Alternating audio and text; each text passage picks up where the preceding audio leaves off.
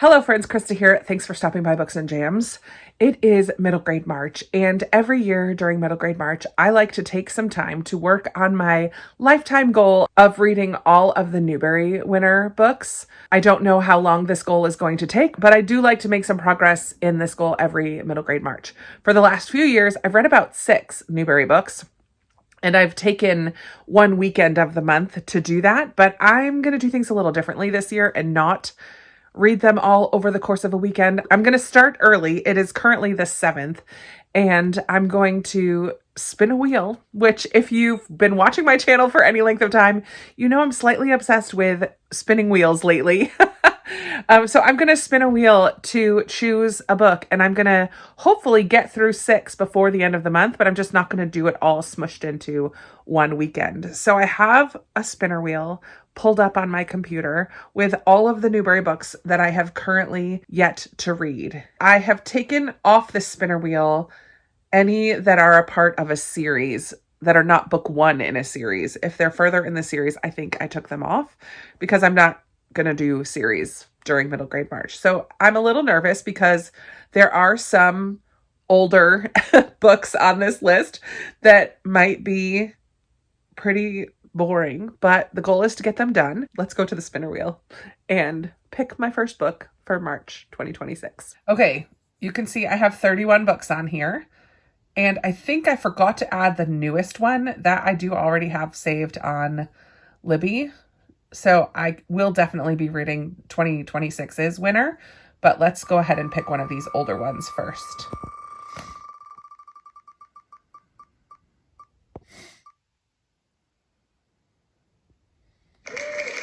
Okay, MC Higgins the Great. Let's go find it. Okay, so all of my Newbery books live at the top of my bookshelves, and you can see all the ones that are turned around backwards are the ones I've read already. So there's not too many newer ones, but we're going to go right in here, and thankfully it's not one that's down there. It's right here, but it does look like a little bit more chunky than some of the others. Here we go, MC Higgins the Great. The winner from 1975. Woohoo! Okay, I do have this on audio, which is great. It's about an 8-hour audio, but let's see what this is about. Mayo Cornelius Higgins sits on his gleaming 40-foot steel pole towering over his home on Sarah's Mountain. Stretched before him are rolling hills and shady valleys, but behind him lie the woods of strip mining, including a mountain of rubble that may one day fall and bury his home. MC dreams of escape for himself and his family, and one day atop his pole, he thinks he sees it. 2 strangers are making their way towards Sarah's Mountain. One has the ability to make MC's mother famous, and the other has a freedom that MC has never even considered. Okay, I don't really know what we're talking about here, but I'm looking forward to reading it and knocking out another Newbery book. Fun. All right. It is the next day. It's Sunday afternoon, and I finished MC Higgins the Great last night. This is by Virginia Hamilton, and it was the winner in 1975. And it's my first finished Newbery book for 2026. So I'm very excited that I finished it. I'm giving it 3 stars. It was fine.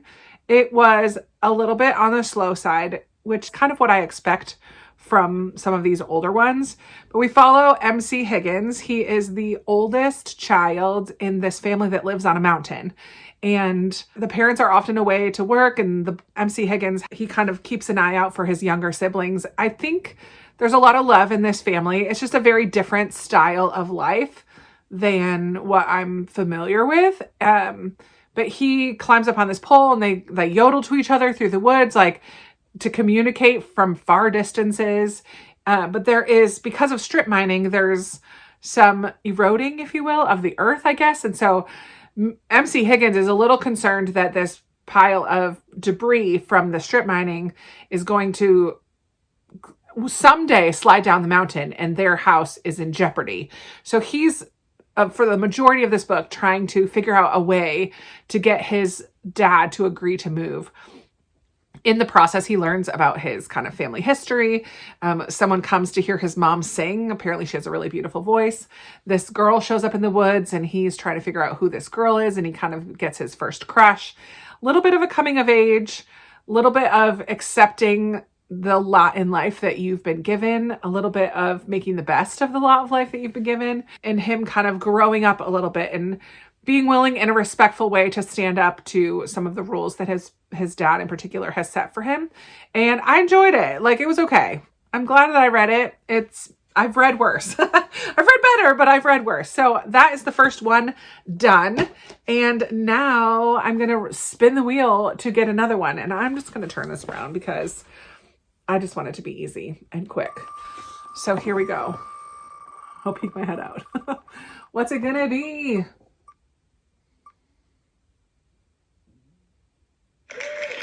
Okay, what is it? Trumpeter of Krakow. And the little asterisk at the end of it means that it's available on Libby. So let me get the book though, and we can see what it's going to be about. All right, going back up to the shelf. I'm not sure where it is. I've got to find it. And now Miguel, Secret of the Andes, Amos Fortune. Oh man, we're going old. Roller Skates, Dobry, Invisible. Oh, there it is. Oh my goodness, look at this book, guys.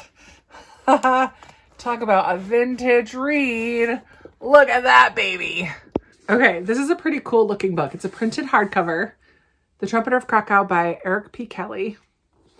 This is the spine. This is the back. There are some line drawing and illustrations inside. And I did borrow it on Libby. It's 7-hour audiobook. So that should be pretty quick. But this doesn't have any kind of description on it. So I went to Goodreads so that I could figure out what this is about. It says, there's something about the great Tarnov crystal. Wise men speak of it in hushed tones. Others are ready to kill for it. And now a murderous Tartar chief is bent on possessing it. But despite this, Joseph Charnetsky is bound by an ancient oath to protect the jewel at all costs. All right, when Joseph and his family seek refuge in medieval Krakow, they are caught up in the plots and intrigues of alchemists, hypnotists, and a dark messenger of evil. Will Joseph be able to protect the crystal and the city from the plundering Tartars? I don't know. This is the winner in 1929, so it came out in 1928. So we're going back to close to the beginning. The original Newbery Award was given in 1922. And I should say as well that I am reading the first Newbery book. I started it last March, The Story of Mankind. Look at that sucker. It's big, but I'm more than halfway now. And I've discovered that if I read about 10 to 12 pages a day, I will finish by the end of March. So this will be in the vlog as well. It's a very boring history of the world, but we are now about to have the American Revolution. So now we're getting into a little bit more current times. Hopefully it will go a little faster. I just saw Russia become developed into a country, and Russia versus Sweden, but it's a slog for sure. But this is going to be read before the end of the month, so it'll be in this vlog, and then I will go ahead and start this one today, The Trumpeter of Krakow. Hello. I am hopping on Sunday evening because I snuck in an extra Newbery book today. I read this year's current winner of the Newbery Award, which is All the Blues in the Sky by Renee Watson. And I gave it 5 stars. Honestly, I loved it. It was my first 5-star read of March, and it deals with grief, which is always a buzzword for me. But in it, we follow a young girl whose best friend died suddenly in an accident, and she is attending a grief group at school and just beginning the process of moving on and working through some of that grief. There were some angry outbursts. There was thought process that sounded very familiar to things that I have thought in my grief as well. I just think books like this for kids is so important to help process what they're feeling. And so I really loved it. It's a book told in verse, and the audiobook was less than 3 hours. I read the whole thing during my sprints tonight, and it was fantastic. Fantastic. So, little bonus in there that I didn't know I was going to read this month. I mean, I was hoping I would read it this month, but got it done tonight. Woohoo! Now I'm going to go start The Trumpeter of Krakow while I do some dishes. Good morning. I am on to tell you that I finished The Trumpeter of Krakow. I'm about ready to get to do a workout. It's very early. It's 5:45 on a Saturday, and I'm in the middle of my virtual reading retreat. And I wanted to pick a new Newbery book to start today, so I wanted to quick tell you about The Trumpeter of Krakow by Eric P. Kelly. This is one that I finished last night during the reading retreat, And then as I was getting ready for bed, I finished the last little bit. I really enjoyed this more than I was expecting to, for sure. Especially at the beginning, as we were setting things up. Within the first 50 pages, I was definitely drawn into this story. We follow Joseph and his family. They are moving from the Ukraine to Poland after the Tartars or the Cossacks, I don't remember. Somebody came and burned down their whole village, and they were able to escape with just basically what they had on their backs and this pumpkin. And I was like, what the heck is this pumpkin? We do learn what the pumpkin's all about as the story goes on. It actually becomes a big part of the story. But we follow this family moving to Poland. On the way, they get kind of accosted by somebody, but the dad has a really good read on who people are and figured out that this guy was lying to them and was able to defend his family and protect his pumpkin. This antagonist keeps showing up in their lives. They show up to Poland, and the dad had kind of one friend there that he thought was going to help them, but that guy had died as well. So now they're kind of homeless and in a new place, and we watch as they meet some people, find a place to live, and gets a new job as the Trumpeter of Krakow, which is super cool hearing about that. So this was a lot of fun. There was a little bit adventure, a little bit mystery, a little bit of early, like, young romance, which was sweet. There was a little bit of darkness in here too, like evil, good versus evil, which is a very popular theme in middle grade books as well. So for being one that came out very early in the Newbery Award years, I think it's 1928 maybe, or 1929, I really enjoyed it, surprisingly. But now it's time to spin the wheel and see what my next book's going to be. All right, so I just flipped my screen around so that I have my spinner wheel. I'm going to shuffle and spin.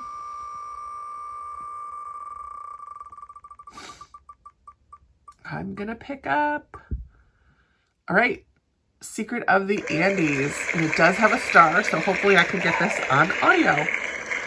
I did just get up onto my Newbery shelf to find Secret of the Andes. This is the winner of the Newbery in 1953. It is a nice, thin, slim little book, and I just downloaded the audio, and it's only 3 hours, which I listen at increased speed, so even less than that. I should definitely be able to finish this one today, hopefully. This one is going to be about Cusi, a modern Inca boy, leaves his home high in the Andes Mountains to learn the mysterious secret of his ancient ancestors. Accompanied by his pet llama, Misty, he slowly discovers the truth about his birth and his people's ancient glory. Now he must prove himself worthy to be entrusted with the fabulous secret from the past. Very interesting. Hopefully this is atmospheric, like kind of in the mountains, scenic, but also a little coming of age, if you will, of this little boy kind of looking for his family, people's history. Should be pretty good. It's very short though. Wonder what's going to happen. All right, I will hop back on when I finish. All right, friends, I am sitting at the card table I set up in my library room for the reading retreat so that I can work on this puzzle.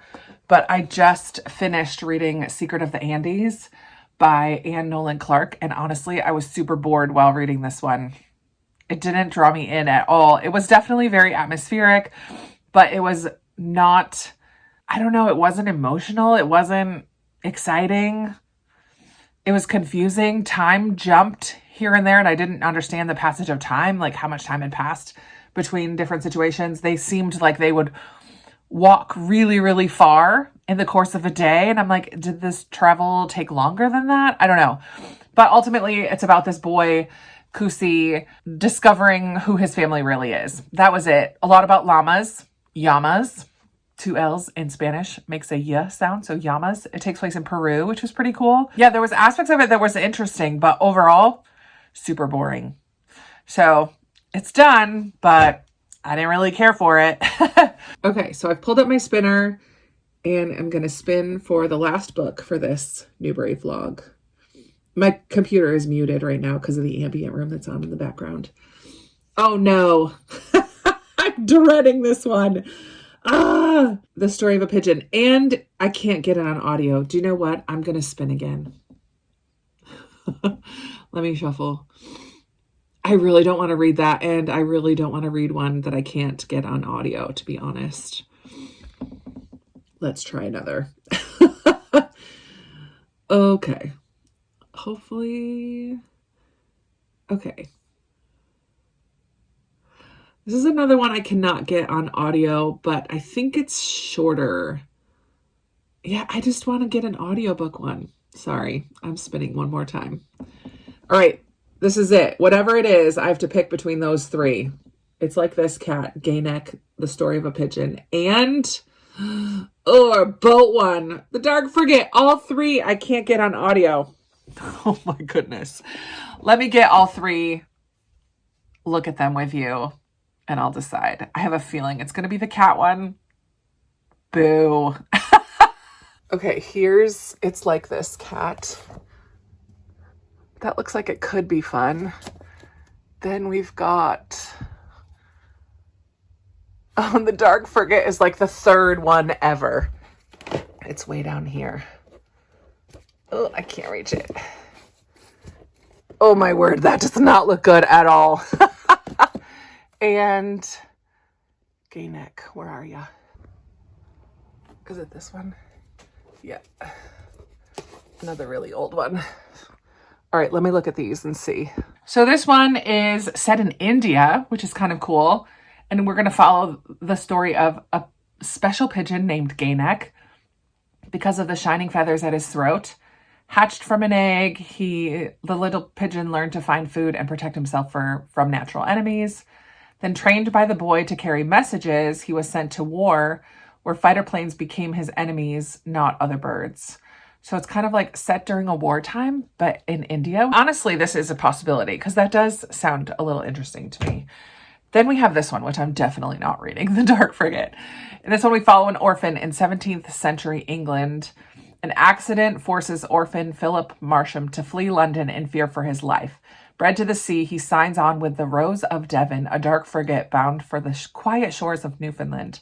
His bold spirit and knowledge of the sea soon wins him his captain's regard, yada, yada. I didn't even finish the rest. I'm like, nope, too much of it is going to happen on a boat. And I already read The True Confessions of Charlotte Doyle this month, which is another boat book. And I'm not here for that right now. So that's a no. And then It's Like This Cat is like a family drama. We follow Dave, who doesn't get along really well with his father. And when they're arguing, his mom has asthma attacks. One day he kind of storms out of the house. He meets a strange boy and they rescue a cat together. And then that cat introduces Dave to Mary, a wonderful girl from Coney Island. He comes to see the complexities in people's lives and to understand himself and his family a little better. So I think this is the one I'm going to go with. Although the Gay Neck, the pigeon one sounds like it would be interesting, I think this one will be quicker. Are there illustrations? That is always a question. There's not many of these illustrations, but there are some kind of half-page illustrations, mostly at the beginning of each chapter. There's illustrations, but I guess there's some in the middle too. Yeah, at the beginning of each chapter. But it's set in New York City, which I think will be cool. I'm not really excited about any of these, but eventually I'm going to read them all anyway. So we're going to go with It's Like This Cat. I need to get on here and finish up my Newbery vlog. I have 2 left to talk about. Last time in the last clip, which was a second ago for you, I decided I was going to do It's Like This Cat by Emily Neville. I really didn't like this. There was nothing about it that stands out to me. We follow this boy who finds a stray cat and kind of adopts it, which is fine. He chases the cat into a basement at one point and sees an older kid down there, ends up getting that kid in trouble, but then later that kid comes kind of back into their lives. He's like a teenager. His family kind of takes care of this other kid who doesn't really have people in his life. It's set in New York City, I guess kind of in the 1950s, 1960s. This was published in 1963. It's the 1964 winner. And it's very slice of life. Each chapter was a little story of our main dude, Dave, and his escapades. There's no through line to the story. It's just each chapter is kind of its own thing for a set period in this kid's life. It doesn't even have a big end. Like there's no ending. There's no climax. There's no plot storyline. Like, I don't know. I really didn't care for it. The cat plays a part, but not a huge part. His dad yells at him a lot, and his mom has an asthma attack every time the dad yells at him, which I'm like, what's that about? But we don't dive deep into any of it. It's just this kid, Dave. He makes a new friend at school. He goes to Coney Island and sees a girl that he kind of has a crush on. But there's nothing that stands out to me. I'm very curious why this one won the Newbery. I wish there was explanations for some of these books, because this one, I was kind of bored. I was very bored. I don't know what else to say about it. It was not a favorite of mine at all. If it had some kind of storyline, I think I would have liked it more. My big accomplishment, though, for the month was finishing up The Story of Mankind by Hendrik Willem van Loon, the very first ever Newbery winner. I'm pretty sure I talked about it on here before.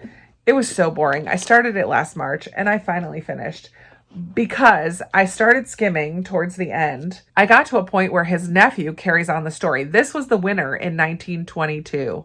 So it was published in 1921. Once we get past World War I, Hendrik van Loon didn't write that. His nephew did. So this carries all the way through to past World War II, a whole 20 plus years later. What is the last chapter? Approaching the year 2000, even, like right up until the end of the 1900s, the 20th century. So at that point, once I realized I'm not even reading what was the original Newbery winner, I don't need to continue this. Just to torture myself? No, thank you. So I stopped reading it. I'm very fine with that decision. Not my favorite at all. And I like history. I love historical fiction. This was not it for me. And it took me a year to finish it. So let me grab all of them. I'm going to sit forward in my chair. I'm kind of comfy right now, but I'm going to sit forward and kind of wrap up this vlog so that I can get it up for you all. Now that March is over and we're into April. Goodness gracious. So I'm very pleased that I did get 6 books read off of my Newbery shelf. I'm making really good progress. I'm going to check in a second to see how many I have left, and I'll let you know. But if I had to rank these 6 that I read this year, worst, Story of Mankind, not at all a fan. It's Like This Cat by Emily Neville would be in 5th place. 4th place would be Secret of the Andes by Anne Nolan Clark. 3rd place would be MC Higgins the Great by Virginia Hamilton. 2nd place would be The Trumpeter of Krakow by Eric P. Kelly. I did enjoy this one. And of course, my favorite was this year's winner, All the Blues in the Sky by Renee Watson. I loved this. Fabulous story. Really talks about grief, which I just absolutely love. It was very emotional. I loved that book a lot. So those are the 6. Let me take a minute to go and check my stats of everything and see where I'm at with this Newbery project that I have. So I've done all the stats. I have all the numbers for you. There have been 105 Newbery winners so far. I have completed 75 of those winners. I'm very pleased about that. That is 71.5%. And I have 30 left to go. For the last couple of years, I've read 6 or 7, maybe 8 books a year off of this list. So 8, 16, 24, like 4 more years. 4 more years and I'll finish this goal. I should just like buckle down and read a bunch more at one point. But we'll see if that happens. I'm just pleased to be 71% through this goal. So I hope you enjoyed talking about these 6 Newbery books and this goal of mine in my lifetime to complete all of the Newbery winners. It's been a fun goal. Now we're at the hard part because I've got all the old ones to do. And as we've learned from this vlog, not all of them are winners in my book. But I would love to chat with you down below. I know a couple of you have started this goal of reading the Newbery as well. How are you doing with your goal? Have you had any favorites? Do any of you have any other kind of bookish challenges that are similar to this? I would love to hear and talk about what your challenges are down in the comments below.